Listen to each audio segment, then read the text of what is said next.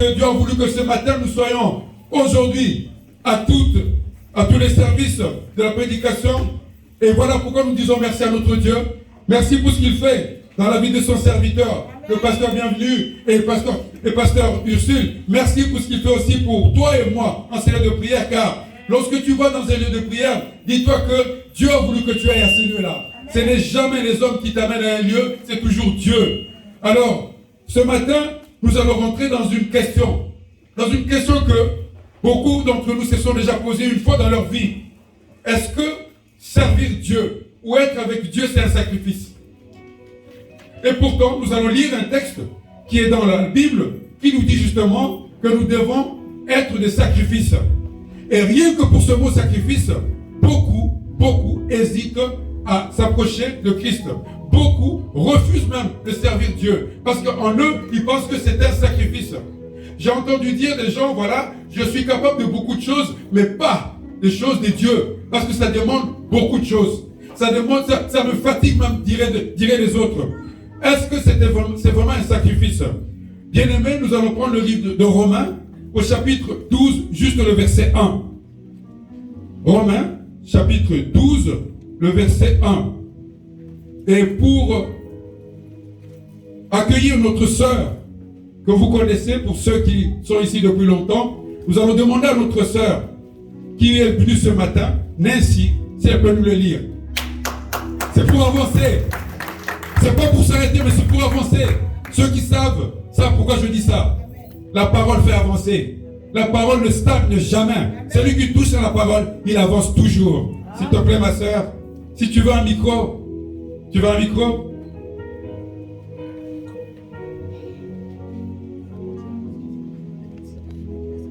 Romains 12, juste le verset 1. On peut se lever pour honorer la parole de notre Dieu, s'il vous plaît. Amen. Laissons-lui quelques minutes, le temps qu'elle trouve. Tu peux lire? Amen.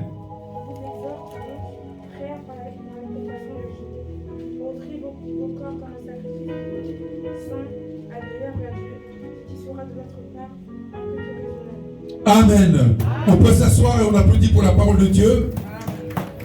Il nous est dit ceci. C'est l'apôtre Paul. L'apôtre Paul est en train de encourager. Lorsque tu entends le mot exhorter, c'est encourager. Il t'encourage, il m'encourage.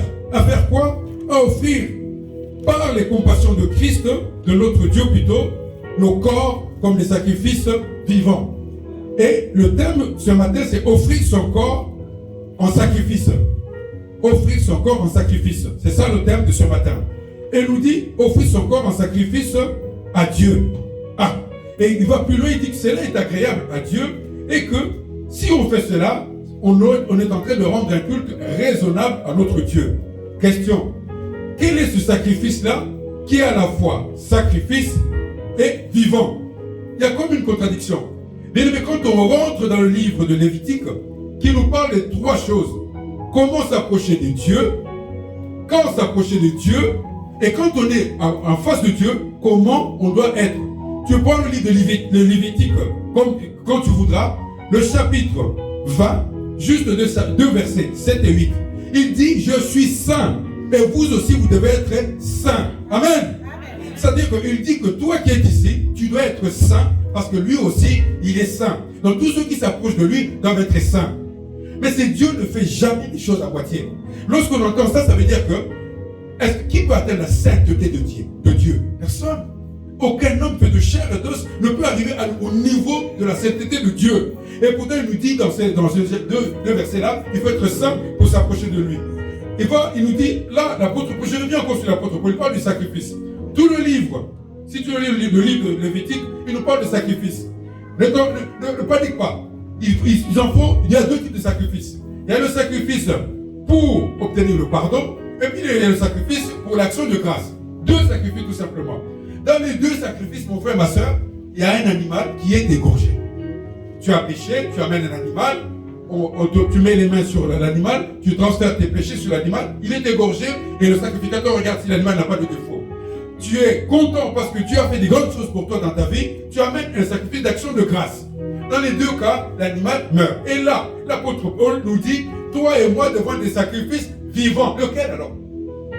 Lequel il veut? Qui va mourir pour obtenir le pardon? Aucun homme. Aucun homme ne peut mourir pour obtenir le pardon. Un seul est mort à la croix pour rattraper tous les péchés que tu as commis, que j'ai commis, c'est Jésus-Christ. Donc, ne panique pas lorsque tu lis ça, tu dis, ah oui, mais il faut que je fasse ça. Non, il n'est pas en train de te demander de faire des sacrifices. Beaucoup, quand ils lisent ça, et surtout, j'appelle à la jeunesse. C'est la jeunesse qui s'arrête là. Ah, il y a trop de sacrifices à l'église. Ah, il faut venir le samedi, il faut faire ceci. Ils s'arrêtent là parce que le mot sacrifice sonne dans leur tête comme quelque chose qu'il faut sacrifier. Le sacrifice dans la Bible, il n'y a que ces deux-là. Et puis il y a l'Holocauste qui est autre chose. Mais dans les deux sacrifices-là que tu fais, il y a toujours le sang. Toi, tu peux pas mourir pour ça. Christ est mort pour nos péchés. Alors de quel sacrifice l'apôtre Paul veut nous amener, surtout notre jeunesse, à rentrer là-dedans? Et on va voir un peu plus loin, on va continuer, mais il rajoute encore quelque chose qui paraît un peu bizarre dans le texte. Il dit, lorsque tu feras ce sacrifice-là, ce n'est pas par tes efforts, par les compassions de Dieu. Il a encore préparé le terrain, si Dieu est là. C'est-à-dire que la compassion, c'est pas parce que tu vas faire 10 heures de muscule quand tu vas faire le sacrifice, non. C'est pas parce que tu vas passer 3 jours de jeûne et prière, non. Par les compassions de Dieu. Pourquoi? Nous avons été sauvés par la grâce. C'est la grâce qui nous a sauvés. C'est une grâce, c'est un don. Alors, pourquoi est-ce que les hommes pensent que lorsqu'on vient à Christ, c'est un sacrifice? Pourquoi les hommes continuent de croire que voilà, le sacrifice, ah oui, qui n'a jamais entendu ça? Qui lève sa main. Que voilà, les choses de Dieu, c'est un sacrifice. Tout le monde a déjà entendu ça. Ou même dit, tout le monde a déjà dit, voilà, j'ai fait des sacrifices. Alors de quel sacrifice il est en train d'essayer ici de nous faire comprendre que nous devons faire un sacrifice pour que nous ayons un culte raisonnable. Bien aimé, on va prendre 2 exemples dans la Bible de ce qui nous amène à comprendre pourquoi les hommes pensent que tout ce qui est spirituel nous demande un sacrifice au-delà de nous-mêmes. Parce que lorsqu'on prend les animaux qu'on est en train d'égorger pour obtenir l'action de grâce ou tout simplement le pardon, c'est horrible. Alors Dieu ne peut pas nous amener dans cette dimension. Il s'appelle le bon Dieu. Il s'appelle amour. Il s'appelle celui qui le matin réveille le matin et c'est lui qui fait coucher le soleil. Alors comment est-ce qu'il va nous demander à nous, ses enfants, de devenir des sacrifices? Et tu vas le voir pourquoi il est en train de demander ça. On va demander à un frère, une sœur, qui connaît bien la Bible, parce qu'il y en a beaucoup ici, dans Luc 15, le verset 11 à 32. Luc 15, verset 11 à 32. Pourquoi? Amen, amen, mon frère, ma sœur. Est-ce qu'il y a un jeune là? Est-ce qu'il y a un jeune là? Un jeune ou une qui est capable de lever la main et lire ce texte. Luc 15, le verset 11 à 32. Ça ne s'adresse pas seulement aux jeunes, mais ça s'adresse à tous ceux qui veulent voir la lumière dans leur vie. Luc 15, verset 1. Il y a une jeune là. Voilà. Amen. Amen. Je lis la parole de Dieu. Amen. Luc 15, verset 11.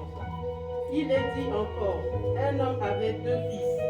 Le plus jeune dit à son père, mon père, donne-moi la part de l'héritage. Qui doit me revenir? Le père leur partage alors leur bien. Peu de jours après, le plus jeune ramasse tout et partit pour un pays éloigné, où il gaspille sa fortune en vivant dans la débauche. Alors qu'il avait tout dépensé, une importante famine survient dans ce pays. Il commence à se trouver dans le besoin. Il alla se mettre au service d'un habitant du pays, puis l'envoya dans ses champs garder les porcs. Il aurait bien voulu se nourrir des caroufes que mangeaient les porcs, mais personne ne lui en donnait. Il se mit à réfléchir et se dit, combien d'ouvriers chez mon père ont du pain en abondance et moi, ici, je meurs de faim. Je vais retourner vers mon père et je lui dirai, Père, j'ai péché contre le ciel et contre toi. Je ne suis plus digne d'être appelé ton fils. Traite-moi comme l'un de tes serviteurs, de tes travailleurs, mercenaires. Amen. On va s'arrêter là pour l'instant. Amen. Merci ma soeur. On peut s'asseoir. On nous dit qu'il y a un homme qui avait 2 enfants. Et le plus jeune. Hein? Ils insistent là. Le plus jeune. Il aurait pu dire tout simplement un fils. Non, il dit le plus jeune. C'est pour montrer que la jeunesse, ce n'est pas quelque chose qui est mauvaise. Tout le monde est passé par la jeunesse. La jeunesse, ce n'est pas un état qui va durer perpétuellement. Tout le monde est passé par là. On dit, il y a eu un jeune. Et qu'est-ce que le jeune fait? Il veut tout simplement recevoir ce qui lui est sa part. C'est comme toi et moi, lorsque nous venons à Christ, nous avons tous un petit calendrier. Je voudrais dans peu de temps voir ceci, je voudrais dans peu de temps voir cela, je voudrais faire ceci, faire cela. Maintenant que je suis en Christ, toutes les choses doivent changer. Parce qu'on m'a dit, tout est nouveau. Voilà ce que nous faisons. Parmi les 2 enfants, le plus jeune, il parle comme ça. Et qu'est-ce qu'il fait? Peu de jours après, le père, parce que c'est ça, le père, il donne toujours à son enfant ce qu'il demande. Dieu nous donne, même si tu dis, voilà, Dieu, je veux sauter du 5e étage pour tomber en bas, il va te laisser, il va te dire oui, il va pas te dire non. Mais c'est les conséquences qui vont t'enseigner. Il dit, non, moi je veux partir plus loin.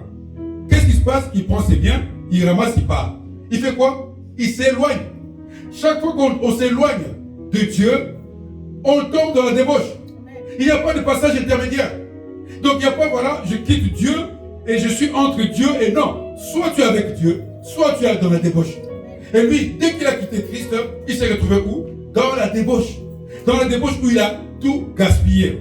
Et pourquoi cet homme qui avait tout, qui avait son père, qui avait tout, et qui pouvait demander et obtenir au temps opportun ce qu'il voulait absolument partir? Parce qu'en lui, il n'y avait pas encore cet esprit qui conduit l'homme. Cet esprit qu'on appelle le Saint-Esprit. Il ne vient qu'à ceux et à celles qui ont fait ce sacrifice du cœur. Son cœur est encore attaché au bien. Son cœur est encore attaché aux choses mondaines. Son cœur, comme ceux de certains d'entre nous qui n'ont pas encore grandi en Christ, cherche encore à épater les autres, cherche encore à briller dans les choses du monde, cherche encore à faire mieux que les autres. Non, lui, il dit, je veux partir. Mais voyez un peu comment est-ce que notre Christ, la parole va encore nous démontrer que chaque fois que tu t'éloignes de Dieu, ou chaque fois que tu résistes à l'appel de Dieu, voilà ce que tu vas faire. Il va, au lieu, lui qui était habitué à une vie, je vais dire, de qualité, il se retrouve à nourrir des porcs. Bien aimé parce que Christ était juif. Dans ça, nous sommes dans le cadre de ce qu'on appelle le judaïsme. Dans le judaïsme, tu ne peux même pas toucher un porc. C'est déjà pas bien. Mais lui, il s'est retrouvé à nourrir les porcs. Et ce qu'il nourrissait, ce qu'il donnait aux porcs, il les enviait, même il disait, mais il mangeait mieux que moi qui suis un être humain. Voilà comment ça se passe lorsque on s'éloigne de Dieu, ou lorsque on résiste à Dieu, ou lorsque son cœur veut absolument s'attacher à ce qu'on voit, à ce qu'on touche, à ce qu'on entend, au lieu de s'approcher de Dieu. Où est le sacrifice ici? Le gars, il voulait tout simplement vivre. Je veux vivre, comme on dit. Je veux vivre. Et vivre, il n'y a pas de sacrifice. Or, le sacrifice, on va le voir plus loin. Qu'est-ce qui va y arriver? Il retourne voir son père. Il dit, la repentance. Père, traite-moi comme tu traites, même tes mercenaires, c'est encore mieux. Traite-moi comme quelqu'un qui ne mérite même pas ta place, qui ne mérite pas ton amour. La repentance. Avec la repentance, tu sors ce qui est dans ton cœur. Voilà le premier sacrifice. Reconnaître que je suis pécheur et que le pécheur que je suis demande à ce que Dieu le pardonne et l'accueille dans son amour. Voilà le premier sacrifice. Et c'est pas facile. C'est pas facile parce que ceux qui sont rentrés dans les eaux des baptêmes il n'y a pas très longtemps, si vous leur posez la question, ils vont vous dire que ils ont fait un sacrifice. Sacrifice, c'est pas ici, voilà. Non, leur sacrifice, c'est que ils ont arrêté de vivre une vie qu'ils aimaient, qu'ils chérissaient, qu'ils avaient tout accepté pour pouvoir rentrer dans les eaux des baptêmes. Sinon, tu rentres avec tes péchés et tu vas ressortir avec tes péchés. Voilà le premier sacrifice. Le sacrifice que Dieu veut que tu fasses, ce n'est pas que tu donnes ton argent, mais que tu donnes ton cœur. Que ton cœur soit entièrement à lui, qu'il soit rempli de sa présence. L'enfant fait et il continue. Et comment répondra le Père? Le verset 20. Qu'est-ce que nous avons lu tout à l'heure? Nous avons lu que il a dit, c'est par les compassions de Dieu que vous allez faire un sacrifice saint, vivant et agréable à Dieu. Verset 20. Et il se leva et alla vers son père. Comme il était encore loin, son père le vit et fut ému de compassion. De compassion. Il courut se jeter à son cou et le baisa. Ça veut dire qu'un homme qui, quelle que soit la situation, quelle que soit la difficulté, quelle que soit l'immensité de ce que tu peux avoir commis, quand l'heure a sonné, quand tu as reçu un appel, quand Dieu t'a appelé, n'endurcis pas ton cœur. Parce que le sacrifice, c'est pas le sacrifice de biens matériels, c'est pas le sacrifice non, le sacrifice c'est tout simplement, est-ce que ce cœur va finalement abriter Dieu en moi? C'est ça le premier sacrifice. Il y en a plusieurs, mais la première étape vraiment, c'est que je sacrifie ce que j'avais comme vie pour entrer dans une autre vie. Le premier sacrifice que notre apôtre Paul nous enseigne. Il ne veut pas nous dire, voilà, parce que beaucoup des jeunes pensent que lorsqu'on est obligé, par exemple, de venir le samedi pour les répétitions en ce qui concerne notre assemblée, ou venir servir Dieu le dimanche dans tous les départements que nous avons ici, ça lui fait perdre sa jeunesse. Ça lui fait perdre, ça c'est les jeunes, et certains adultes, ils disent, non, ces choses-là vont me prendre beaucoup de temps. Mais continuons. Est-ce qu'il y a plus de temps hors Christ ou en Christ? C'est ça la bonne question. Est-ce qu'on a beaucoup plus de temps quand on est en dehors de Christ, en dehors d'une vie où il n'y a pas Christ, où il y en a moins quand on est avec Christ? Nous allons prendre un texte qui nous montre ce que c'est que Dieu veut que nous fassions, avant de prendre un autre encore qui nous démontrera ce que Dieu veut par rapport à nos cœurs. Colossiens 3, le verset 9 et 10. Colossiens 3, versets 9 et 10. Amen, amen, mon frère, ma soeur. Amen. Dieu est au command de tout ce que nous faisons, c'est lieu de prière. Dans le livre de Colossiens, je vais le lire dans le chapitre 3, au verset 9 à 10. Colossiens 3, verset 9 à 10. Il est en train, on va surtout prendre la 10, c'est mieux que 9 lui-même. 10, il dit, ayant revêtu l'homme nouveau, qui se renouvelle dans la connaissance selon l'image de celui qui l'a créé. Donc, celui qui s'est approché de Dieu commence à se renouveler constamment. Comment? Dans la connaissance selon l'image de celui qui l'a créé. Donc, plus ta connaissance augmente, plus tu te renouvelles. Tu n'es plus le même comme tu étais avant. Alors, où est le sacrifice dont nous aimons souvent nous dire, ah voilà, il y a un sacrifice à faire avec les choses de Dieu? Non. Où est le sacrifice? Parce qu'on te dit, c'est pas toi qui vas le faire. C'est pas le jogging que tu vas faire le matin. C'est pas le temps que tu vas passer. Non. Il dit, chaque fois que tu t'approcheras dans la connaissance de celui qui t'a créé, tu te renouvelles. Tu te renouvelles. Tu te renouvelles encore et encore. Alors, bien aimé, que ce soit pour toi qui es jeune, pour toi qui es plus âgé, où est le sacrifice qui souvent nous rebute? Ça nous rebute à rentrer dans l'œuvre de Dieu, à servir Dieu, à être complètement, entièrement en Christ. Il n'y a pas de sacrifice. Il n'y a pas de sacrifice si ce n'est Dieu qui est en train de travailler avec ton cœur. Il travaille avec ton cœur jour après jour, mais à condition que chaque fois que tu t'approches de lui par la connaissance, il se renouvelle en toi. Là, on a vu un homme qui a tout simplement voulu vivre sa vie. Vivre selon le monde comme nous vivons nous. Nous allons voir un autre homme qui lui va avoir une autre peur. C'est encore un jeune. Prenons Matthieu 19, versets 16 à 32. C'est encore un homme qui va nous montrer, va nous apprendre par son comportement, c'est que c'est qu'un homme qui ne peut pas ou qui ne veut pas rentrer dans la dimension de notre Christ. Amen, amen, mon frère. Amen, amen, ma soeur. Est-ce que quelqu'un a trouvé? Annabella, puisque tu vas nous quitter ce soir pour rentrer chez toi, très loin, en Roumanie, est-ce que tu peux nous le lire, s'il te plaît? Matthieu 16, le verset... Non, pardonne-moi, Matthieu 19, verset 16 à 32. On ne va pas tout lire. Matthieu 19, verset 16 à 32. Amen. Un homme s'approcha et dit à Jésus, mon maître, que dois-je faire de bon pour avoir la vie éternelle? Il lui répondit, pourquoi m'appelles-tu bon? Personne n'est bon si ce n'est Dieu seul. Si tu veux entrer dans la vie, respecte les commandements. Lesquels, lui dit-il? Et Jésus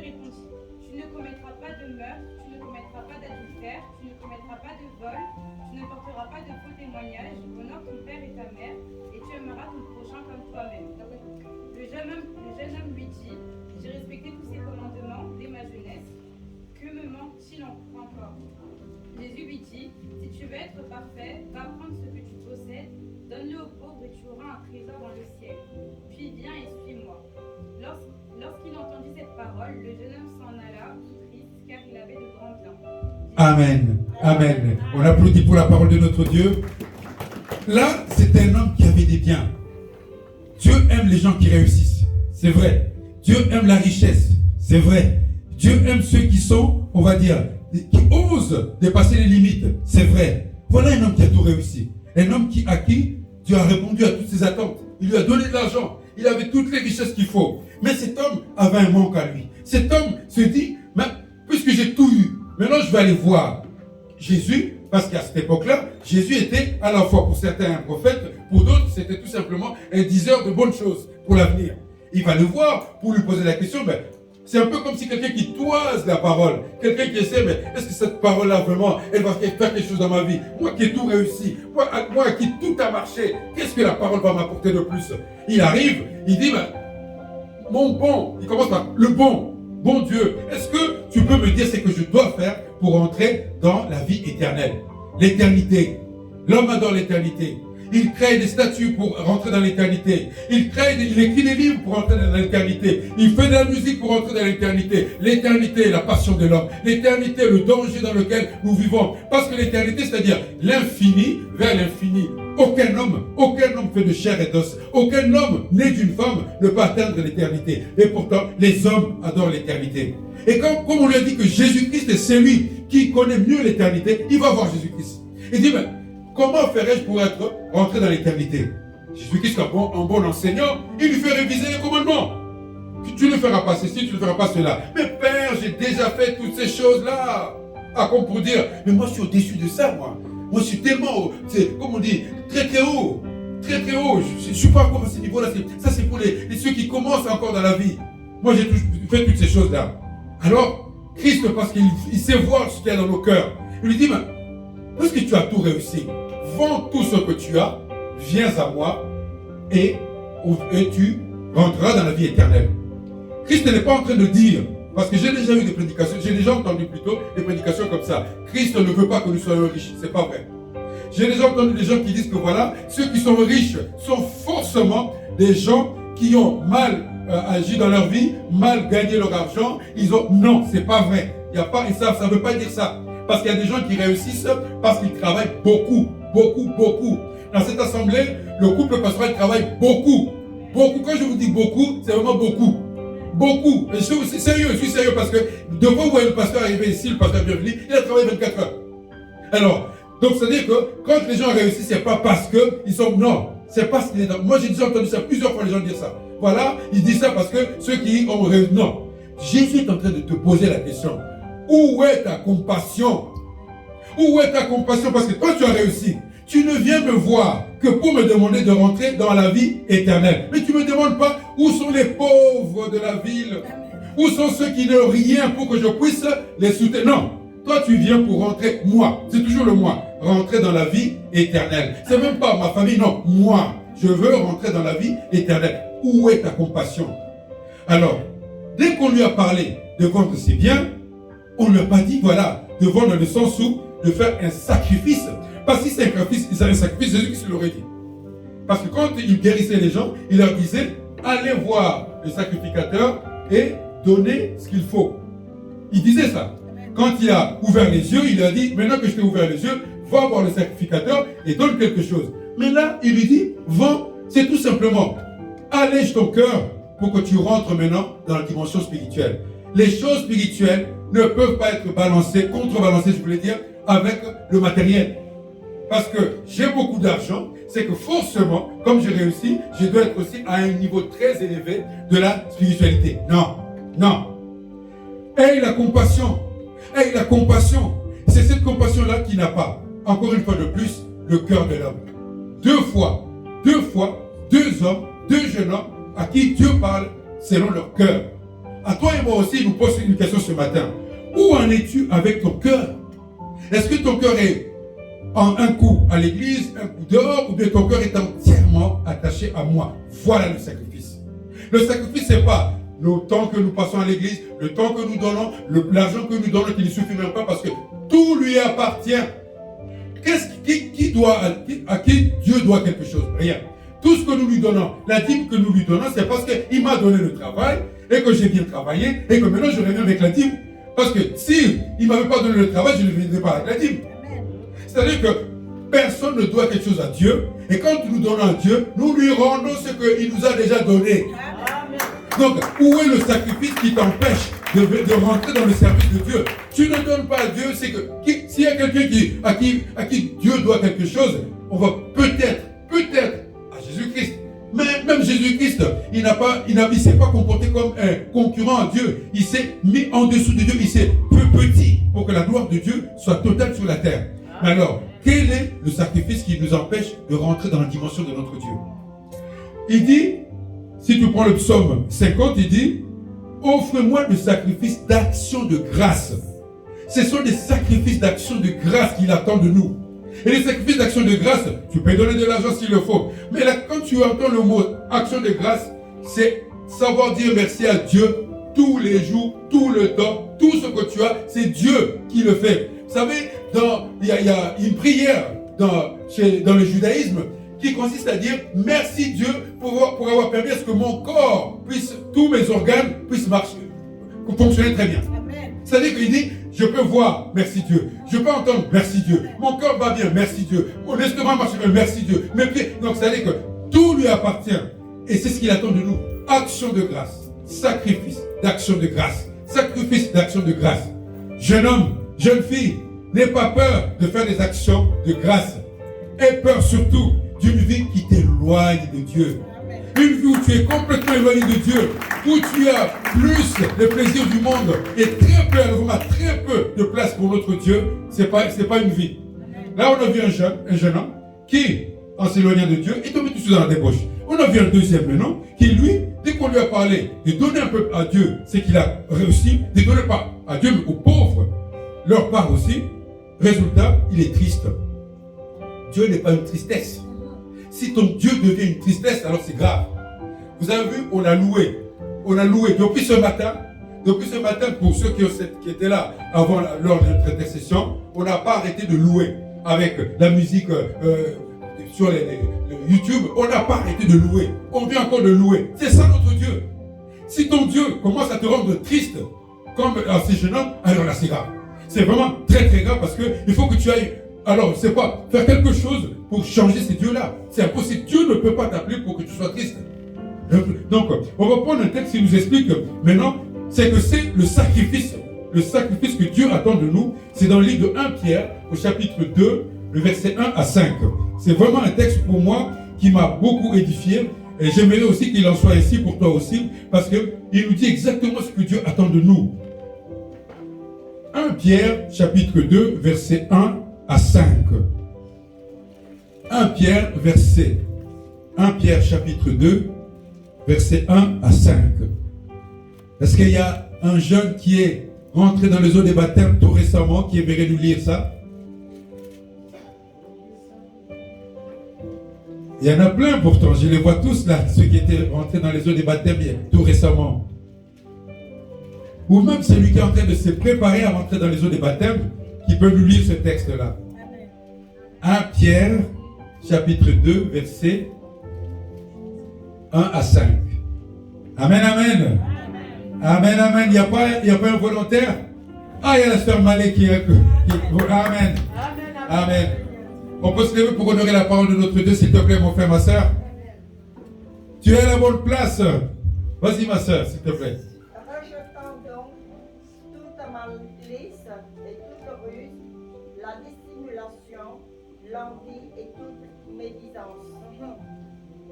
Désirez comme des enfants nouveau-nés, le lait spirituel et pur, afin que par lui vous croisiez pour le salut. Et vous avez goûté que le Seigneur est bon. Approchez-vous de lui, terre vivante, rejetée par les hommes, mais choisis les précieuses devant Dieu. Et vous-même, comme des pierres vivantes, édifiez-vous pour former une maison spirituelle, un saint sacerdoce, afin d'offrir des victimes spirituelles agréables à Dieu par Jésus-Christ. Amen. Amen. Le texte est tellement beau, il est tellement beau le texte que il nous dit, si vous avez goûté, qui a déjà goûté que le Seigneur est bon? Amen. Mon frère, ma soeur, quand on nous dit qui a goûté que le Seigneur est bon, c'est que au fond de toi, tu sais que ce jour-là, à cet endroit-là, à ce moment-là, c'était Dieu.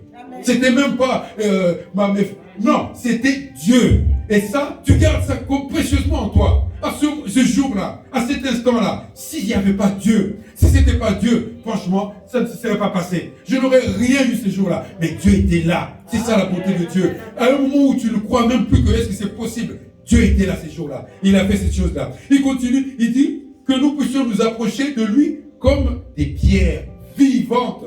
Une pierre n'est pas vivante. Vous voyez un peu la contradiction. Une pierre, ça se casse. Mais nous, il te considère comme une pierre, mais cette fois-ci une pierre vivante. C'est-à-dire qui est capable de recevoir le chaud, le froid, tout ce qu'un homme peut recevoir, mais là, la pierre puisse la recevoir. Mais le sommet de tout, il dit quoi? Que toi et moi devenions quoi? Des maisons spirituelles. Voilà le sacrifice. Que tu deviennes une maison spirituelle. Une maison spirituelle, c'est lorsque on frappe à cette maison-là, pour l'offenser, on ne reçoit pas de réponse. Parce cette maison a compris qu'on ne peut pas répondre à une offense par une autre offense. On ne rend jamais le mal par le mal. On rend le mal par un bien. Voilà cette maison spirituelle. Une maison spirituelle, c'est une maison où tu es devenu quelqu'un qui est capable de compatir. C'est ça une maison spirituelle. Une maison spirituelle, c'est une maison, comme il dit, un saint sacerdoce. En cette maison-là repose la parole de notre Seigneur Jésus-Christ. En cette maison-là, il y a la parole qui vivifie tout ce qui est dedans. En fait d'être quoi? Des victimes spirituelles. Pas des victimes physiques. Pas des victimes parce que tu as donné ton argent. Parce que quand on dit sacrifice, non, quelqu'un peut dire, voilà, j'ai sacrifié 5 années de ma vie pour obtenir un diplôme. J'ai sacrifié 5 années d'épargne pour acheter ceci, pour faire cela. Donc c'est ça. Mais là, il dit non. Pour que vous soyez des sacrifices spirituels agréables à Dieu par Jésus-Christ. Pas tout seul, par Jésus-Christ toujours. C'est pas tout seul, non. C'est Jésus-Christ qui t'amène à être une véritable victime spirituelle agréable à Dieu. Voilà ce que c'est que le sacrifice que Dieu attend de toi et moi. C'est pas un sacrifice dans le sens où tu ne parles plus à personne, tu ne manges plus avec les personnes que tu connaissais avant, tu es devenu quelqu'un complètement fermé, complètement... Non, une victime spirituelle agréable à Dieu. Spirituellement. Est-ce que tu t'élèves chaque fois que tu t'approches de Dieu? Voilà le sacrifice auquel il nous appelle. Bien-aimé, lorsque tu lis le livre de Job, je prends cet exemple-là, par rapport à la jeunesse dans notre assemblée qui est en train de monter. Et nous sommes contents pour cela. On nous dit dans le livre de Job, au chapitre 32, Job a eu plusieurs personnes qui sont venues le voir, ses amis. Et ses amis ont parlé, ils ont parlé. Et en réponse, Job dit, voilà, moi je suis un homme saint. Je n'ai jamais péché. Et je ne comprends pas pourquoi Dieu, qui est vraiment l'amour, va me faire ce qu'il me fait là. Dieu ne peut pas me faire ça. Et là-dedans, il y avait un jeune qui prend la parole. Et c'est vraiment beau à lire, hein, si tu veux, c'est chapitre Job 32, juste 6 et 9. Mais si tu peux lire tout le chapitre 32, tu verras, c'est un jeune qui prend la parole. Qu'est-ce que le jeune dit? Le jeune dit, voilà, je vous ai écouté tous parler. Je n'ai pas parlé parce que vous êtes plus âgés que moi. Je n'ai pas voulu rentrer dans votre discussion parce que, selon ce que le monde dit, la sagesse vient avec l'âge. C'est vrai, non? Vous êtes d'accord avec moi? On dit souvent que la sagesse arrive dans la vie d'un homme avec l'âge.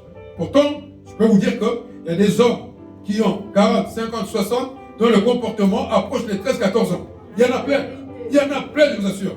Donc, mais lui, là, il dit, non, je croyais que la sagesse venait avec l'âge. Mais après, en vous écoutant, en vous regardant ce que vous faites, je crois que moi aussi, je le dois de répondre à ce que tu dis. Là, il parle maintenant à Job. Tu dis que tu es saint et que Dieu s'est trompé. Dieu ne peut pas se tromper. C'est pas parce qu'on est jeune qu'on ne peut pas rechercher la sagesse spirituelle. C'est pas parce qu'on est jeune qu'on ne peut pas dire, voilà, moi aussi, ce matin, j'ai reçu telle parole et que cette parole, voilà, pasteur, voilà, je voudrais un peu que tu m'expliques. C'est pas interdit. C'est pas interdit pour la jeunesse de se lever, de dire, voilà, nous voulons que, papa, tu nous apprennes telle chose. Parce que la sagesse, ça n'attend pas l'âge. La sagesse, c'est un don que Dieu fait aux hommes lorsqu'ils s'approchent de lui. Bien-aimés, nous allons finir notre intervention de ce matin en prenant un texte que nous aimons tous, c'est Hébreux 3, le verset 15. Hébreux 3, verset 15, et je vais le lire pour terminer notre intervention de ce matin, qui s'est voulu avant toute chose pour d'abord susciter quelqu'un à comprendre que venir à Christ, ce n'est pas un sacrifice, c'est un bienfait que tu te fais à toi-même et à ta communauté. Et même si tu es, surtout quand tu es jeune, ne méprise pas ta jeunesse en disant, ah oui, moi je vais attendre un petit peu parce que il y a une sœur à qui on a dit, mais tu veux te faire baptiser, c'est un peu tôt, attends un peu. Quoi? Attendre quoi? C'est ça. Donc, dans Hébreux 3, juste le verset 15, on nous dit ceci, on peut rester assis, mes frères et sœurs. Pendant qu'il est dit, aujourd'hui, si vous entendez sa voix, n'endurcissez pas vos cœurs comme lors de la révolte. La révolte, c'est quelque chose de permanent. La révolte, c'est pas seulement la Révolution française, mais dès lors que tu ne veux pas tout simplement obéir, dès lors que tu n'arrives pas à rentrer dans la parole de Dieu, tu es en train de te révolter. La révolte, c'est pas seulement quand tu cries, hein. La révolte, c'est pas seulement quand tu dis non. Dès lors que tu reçois la parole, tu dis, ah non, ça c'est pas pour moi, ça c'est la parole. Non, tu es en train de te révolter. Il dit, n'endurcissez pas vos cœurs. Le sacrifice dont il est question, dans Romains 12, on nous demande à toi et à moi, quel que soit notre âge, de ne pas endurcir notre cœur lorsque nous recevons la parole. Puisque cette parole vient pour nous permettre à rendre à Dieu un culte raisonnable, un culte agréable. Pas le culte seulement que nous avons ici. Le culte raisonnable, agréable dont il est question ici, c'est où que tu ailles, quelles que soient les situations, tu dois rendre un culte agréable à Dieu. Amen. On doit voir en toi la présence de ces dieux que tu revendiques à servir, que tu revendiques être ton maître à penser, que tu revendiques être celui qui trace le chemin pour toi. Tu dois être celui-là en qui on voit que l'endurcissement est parti et que Christ règne en toi. Bien-aimé, que cette parole trouve la place dans ton cœur. Que cette parole puisse te permettre de décider si tu dois aller à gauche ou à droite. Car nous savons que le monde nous offre aussi des exemples. Le monde nous offre aussi des situations qui nous permettent de ne pas demeurer dans la parole. Mais toi, souviens-toi d'une chose. Christ dit dans le psaume 50, verset 5, il est fidèle. Alors il dit bien, je suis fidèle à tous ceux qui ont fait alliance avec moi par le sacrifice. Amen. Par le sacrifice que tu fais, Dieu ne t'oublie pas. Il dit, je suis fidèle. C'est Dieu qui parle. Hein. Dans le psaume 50, il dit, psaume 50, verset 5, je suis fidèle. À qui? À ceux qui ont fait alliance avec moi par le sacrifice d'action de grâce. Apprendre à dire merci à notre Dieu en tout temps. Que la jeunesse en ce lieu de prière, puisque vous êtes en train de monter en puissance, reçoive cette parole, non pas comme un obstacle, mais comme un tremplin pour aller encore plus haut. Plus haut, plus haut, plus haut, plus haut. Plus haut, plus haut, plus haut. Élevé, élevé. Élevé, élevé. Ah, Jésus s'élève.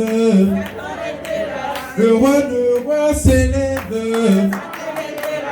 Ah, mais toi tu restes assis. Oh. Amen, amen, mon frère, ma soeur. On va prendre un moment de prière et vous verrez que papa dirige ce moment de prière pour que nous soyons à la musique. Ouais, c'est toujours bien de louer. Amen, amen. Amen.